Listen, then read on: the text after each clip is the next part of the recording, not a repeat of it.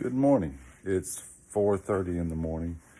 Actually, it's not quite 4:30 yet. It is 4:24.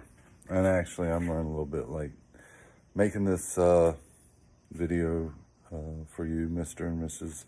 Termini, about your Winnebago.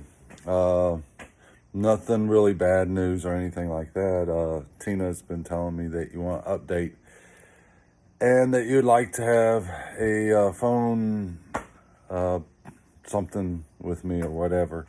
But the thing is I really don't have, a lot of answers. I mean, it's going to be really hard for me to explain to you everything that's going on over the phone.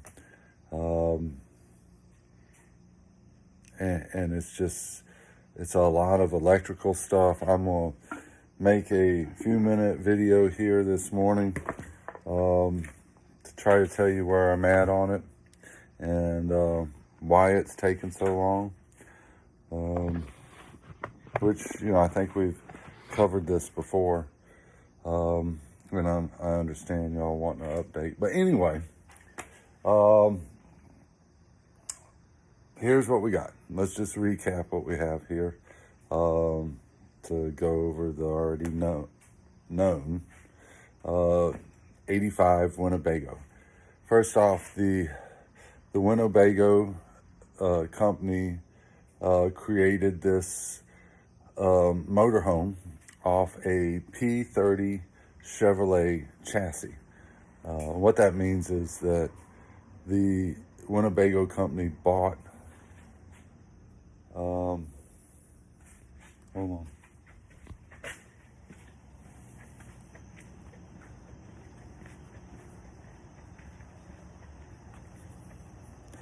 Dark.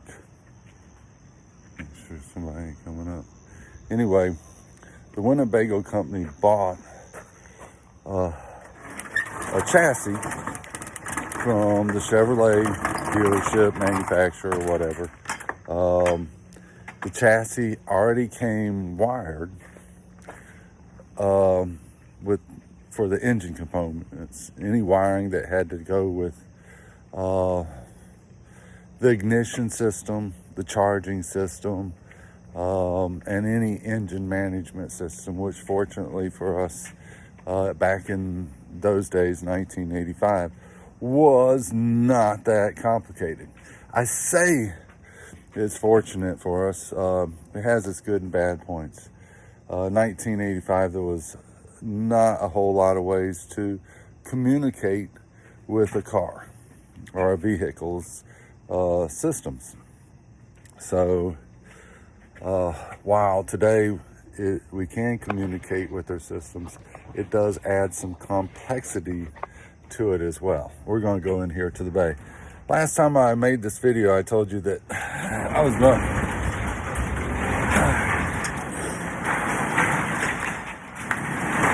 that your vehicle was inside a bay, tying up valuable real estate.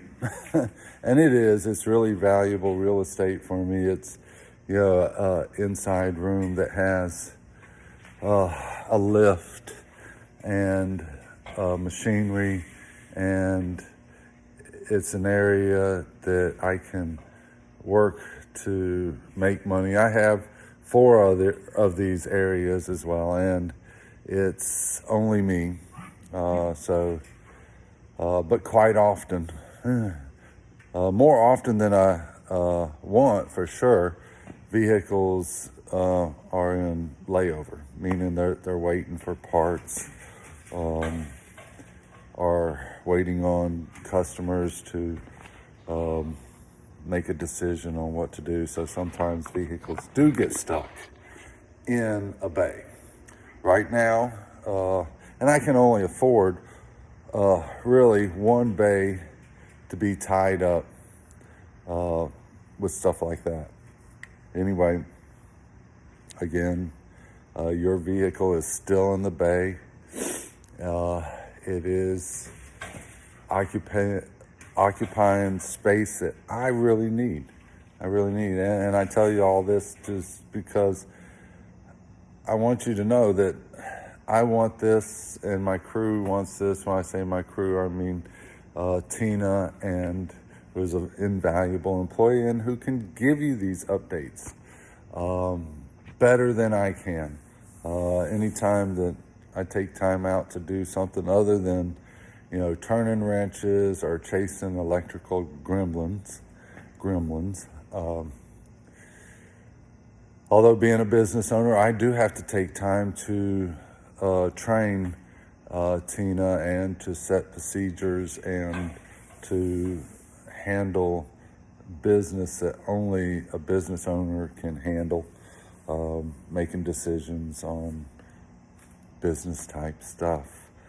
Customer relations is, and customer contact is one of those things that really most all the time can be done, by someone other than the mechanic. And unfortunately, 90% of my time needs to be dedicated to repairs. See this black backdrop here? That's not a black back. That's not a backdrop. That is the night. This is when I start every single morning. I live 45 minutes away, McBee, South Carolina. Travel every morning, get up every morning at 3 o'clock, travel in here to work. I try to get here by 4. Sometimes I'm a little slow starting.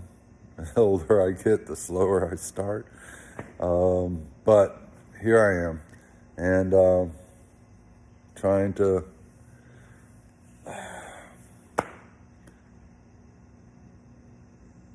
keep our relationship one that's productive and happy, and as happy as it can be when you have a vehicle that you've invested. I don't know what your purchase price was, but I know that you bought this vehicle for recreational purposes. Pretty much bought a very old motorhome, and really, economically speaking, this wasn't a wise choice. Wasn't a wise purchase. It is. I'm gonna flip this around, which means I gotta stop the camera, and we're gonna look at the vehicle.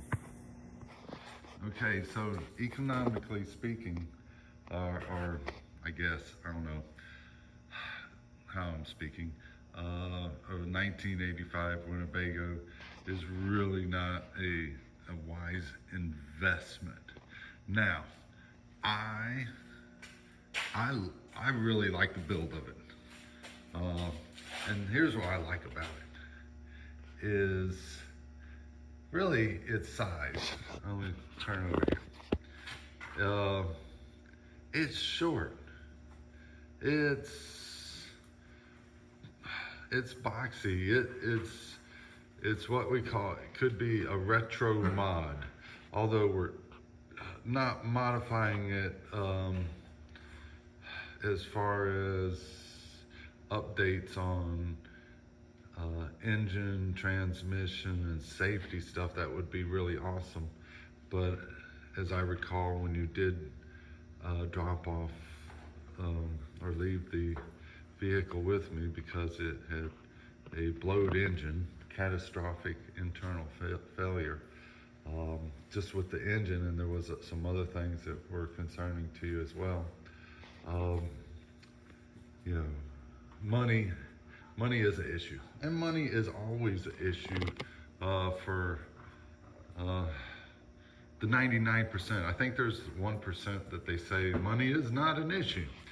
Unfortunately, you and I don't believe we fall into that category of the 1%, or maybe the 1% of the 1%. However, anyway, I like the vehicle. I think it would be an awesome, cool retro mod, meaning that, it be updated totally, the engine, transmission, um, airbags, suspension, put a 1,000 horsepower engine in there. We're still talking about a gas guzzler. We're not talking about economics. And I know you was interested in uh, looking at electrical engines. And at that time, I thought that that was just a ridiculous notion. But since then, I have seen some mods, some modifications to not motorhomes, to some small cars that were electrical, where they produced, 700, 800 horsepower. They had 2 electrical engines and mini batteries. And I just don't think that still, still for this vehicle, it's a ridiculous notion, because I know that you wanted to do it for greenness and stuff like that, but it really is a cute little vehicle, and it's small, and I think that's the thing I like about it the best. As far as what they call a retro mod, an old vehicle that's modified up to new standards. In this case, a 1,000 horsepower engine, which, we could do that with the new engine that we have, although it would need to be taken back out and a lot of internal modifications made. Headers, turbochargers. Actually already has headers, but we'd have to put a blower motor on it, which is very possible with the setup we got. I don't think that the bearings and cam and the block and pistons and all that would withstand that kind of horsepower, though, without some modifications and changing and stuff like that. So again, the engine would have to come out in order to do that. So, and we're just spitballing, and not really spitballing. We're just kind of bringing up the impracticality of backing up. It's been a long way coming this way. And I think this conversation started, and it's not really a conversation, but this presentation of where we're at started with bringing up the fact that finances and money is a factor. I know that. It was expressed by you when, we looked at, $10,000 for, an engine and stuff like that. And I remember your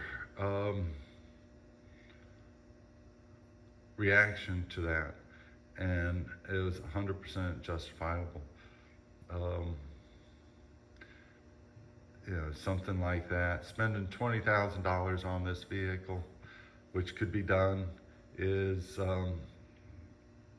not something that anybody that's using it for what you'd want to use it for, I would suggest. And I say that, and everybody's different, but I'm trying to keep the price down.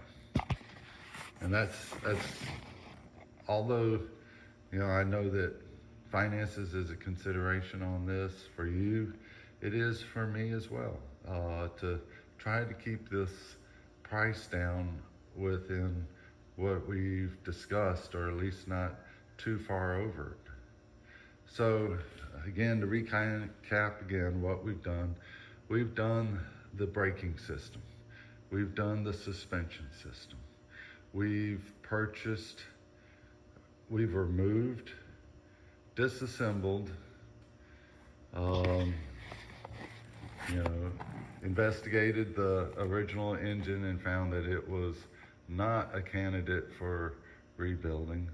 We purchased a new engine, a remanufactured engine with a great warranty um, for you with the money that you have given us.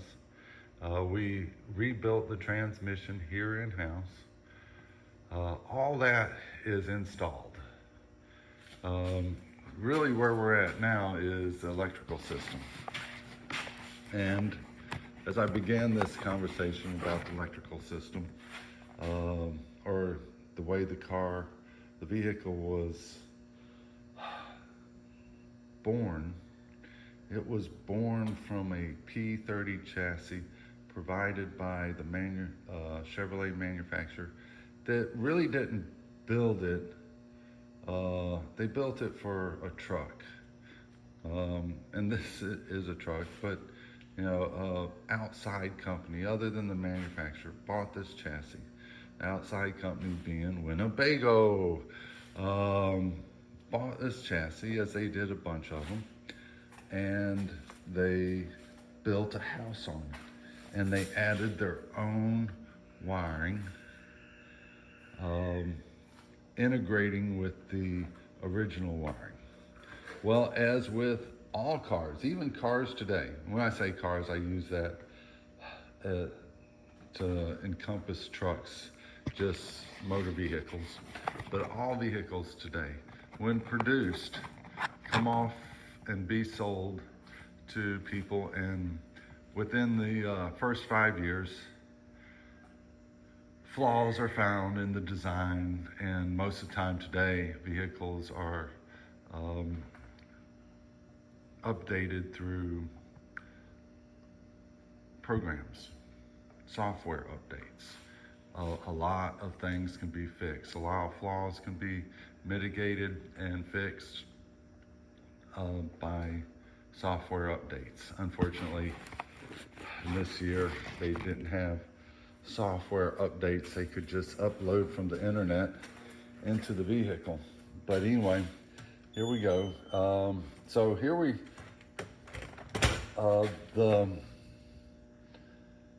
somewhere after the conception and birth of the P30, there was a hard start issue where they added another solenoid to help with hard starts and vapor lock issues, I believe it was. But anyway, and then as people own these things too, they make alterations and changes and add stereos, and they add gauges, and right now we're adding a engine management system, a fuel management system, and so we have from 1985 till now a variety of alterations to this vehicle. And the alterations that were made, a lot of times they're not made by very well trained technicians, or they're made with the backdrop of needing to get this thing out and make some money, and longevity is not so much the issue, more that money is the issue. And money is the issue this time as well. Anyway, let's kind of take a look at what has happened throughout the years. I'm going to take a look. There's places here, there's just maybe 100 aftermarket connections like that, and those connections are squat. They allow moisture and all sorts of corrosion and dust and dirt or whatever. It just, anyway, for ways for resistance to get into the connections. And there's just literally, like I said, a ton of these. And I can tell that, you know, at least one person that worked on this in the past took some time on it. Fortunately, though, sometimes the people that don't know a lot take more time and they mark stuff, which is great. But anyway, what I'm having to do is, and there's lots of wires that were not connected to anything. Like over here, this bundle of wires, you can tell the ends there have been capped off. I didn't do that.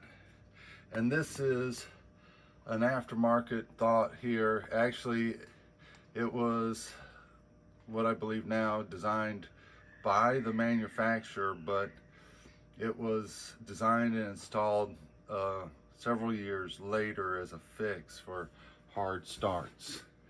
We have this wiring loom here that is out of its protective case. We have lots of wiring looms that are split and damaged, which all will be repaired and fixed because it's going to add to the longevity of this thing. And that's our goal, really, is to have the thing up and running and not breaking back down.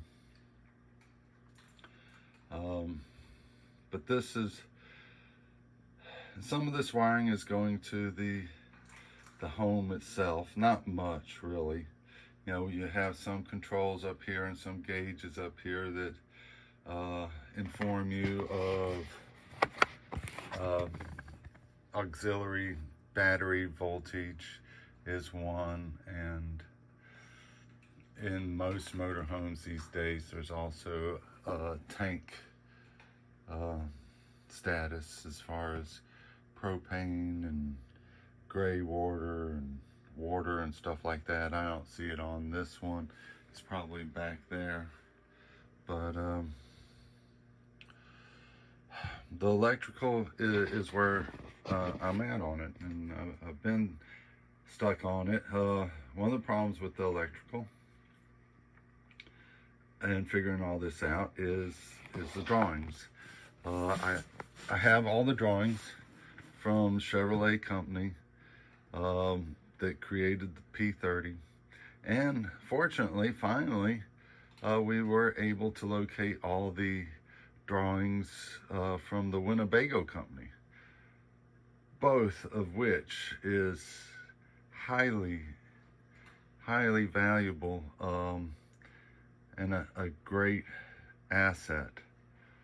Although they are two different engineers that created the drawings.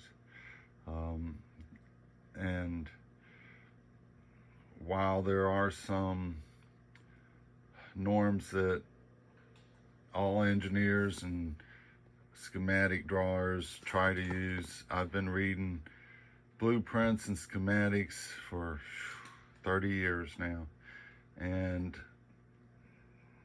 you know, there are some subtle differences that really have to be paid close attention to.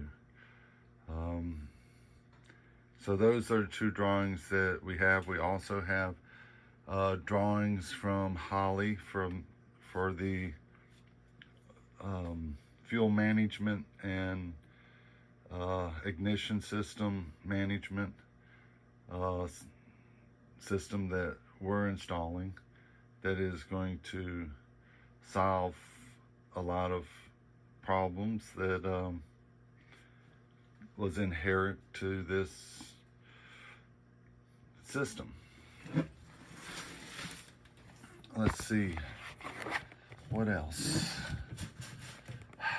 But okay, well, so we have the drawings for the Holley system. Now, mirroring, combining, and understanding how each of those three systems are going to integrate and work together is a little bit of a problem. It's not a huge problem. Some of the problem is incompleteness, really, of those drawings. None of those drawings are going to show, how it actually ties in. Actually, the Winnebago drawings do show how to tie into the P30 drawings. And some of the Holley drawings show the rules, or don't show, it just tells you the rules of tying in, meaning the type of circuit and stuff like that. But anyway, the fourth issue is the previous electrical work that was done and tied into from other stuff, and discontinued and cut out and left hanging, and all of which causes an issue. Last week I was able to get the fuel and ignition management system right there to actually power up, which was good. I was excited about that, and I was actually able to get the engine to crank, which means to turn over. I was not ready for it to fire off, and it didn't. And anyway, that's what we're working on. And one of the things I need to do is I have to take out convoluted wiring. It doesn't do anything but causes a problem.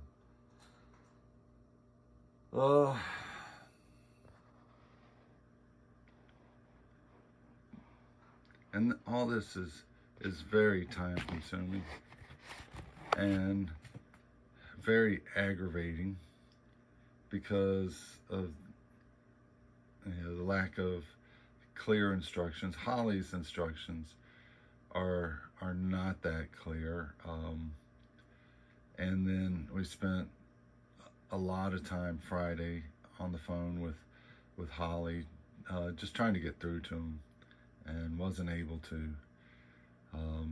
Right now, one of the things that I hope to establish today is the fuel system. The carburetor, that Holley thing right there, that is fuel management system. It has a computer inside it.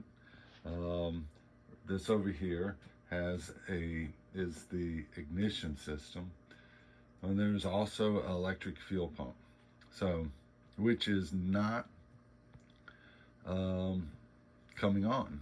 And there's a relay that turns the fuel pump on. And what a relay is a switch that is controlled. It's a high current, high amperage switch. It's controlled by a low current switch. Anyway, the Holley instructions that state where the signal comes from to cut on the fuel pump, I've not been able to find. And it may be from the ignition system turning, which I don't believe that's the case. I believe that when the ignition system, actually I believe when the cranking system is turned on, the fuel pump should turn on and establish a flow of fuel up to the fuel management system there, so that it's ready. Once it cranks, it fires off and doesn't sit there and turn and turn and turn and wait for the fuel to come up to the fuel management system. That would destroy your battery, especially on a big engine like this.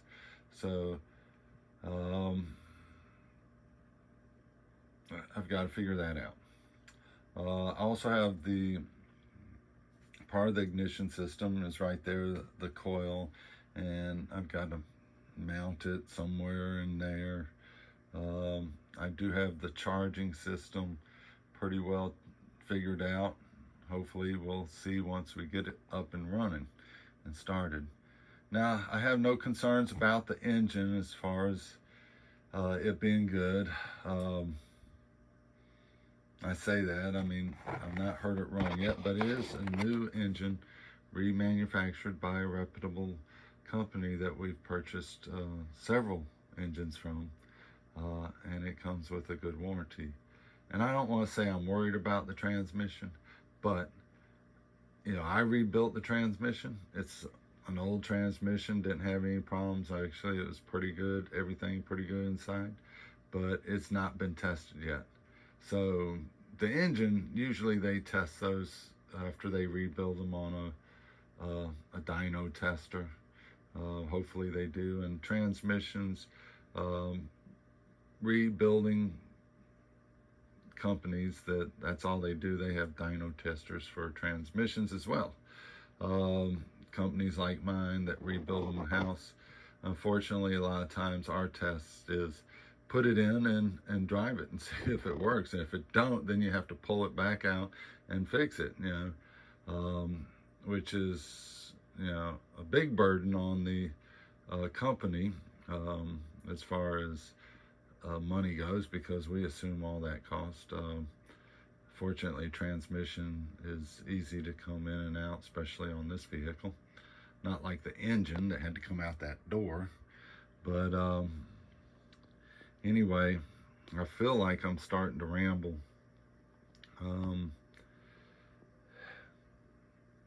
In the dead of summer too, and here in the Bay that's not air conditioned, one of the saving graces is got air conditioning. I've got the Winnebago plugged up, and I can cut on the air, and it feels nice in here. And I can sit and think and try to follow these wiring diagrams and make this stuff work. But this is where I'm at, still on this wiring. And wiring is a stream of concentration.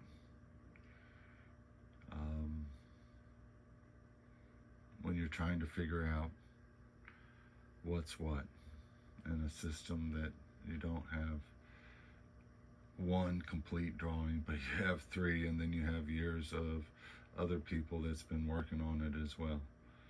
So anyway, this has been so far a 25-minute video. I am not going to alter it or anything. You're gonna have to accept it the way it is. I will have Tina email you a link to it. I'll upload it to YouTube, cut it down as far as megapixels, and so that it loads fast and all that. And